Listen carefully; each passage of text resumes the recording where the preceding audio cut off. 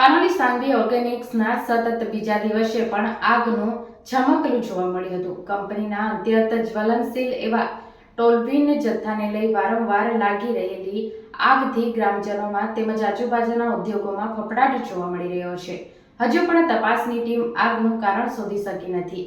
તે પાછળ કારણ કંપનીના તપાસ કરવી પણ મુશ્કેલ બની છે. છેલ્લા 3 દિવસથી Panoli fire team stand by હેઠળ કંપની ખાતે તૈનાત છે. પાનોલી જેડીસીમાં આવેલા સાંગવી ઓર્ગેનિક કંપનીમાં રવિવારે સવારે 3:45 વાગ્યાના અરસામાં લાગેલી આગ આજે 3 દિવસ બાદ પણ કંપની ખાતે સ્થિતિ સામાન્ય થઈ શકી નથી. રવિવારે લાગેલી ભીષણ આગ બાદ સાંજે ગેસ ગળતર અને મોડી રાતના આગ પુનઃ લાગી હતી, જે માંડ કંટ્રોલમાં આવી હતી.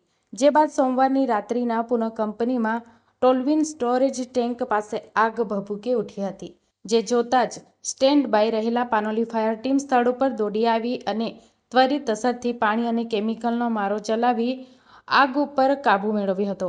આજે 3 દિવસ થયો હોવા છતાં આગના ઝમકલા સતત જોવા મળી રહ્યા છે, ત્યારે હજુ પણ આગનું કારણ જાણી શકાયું નથી.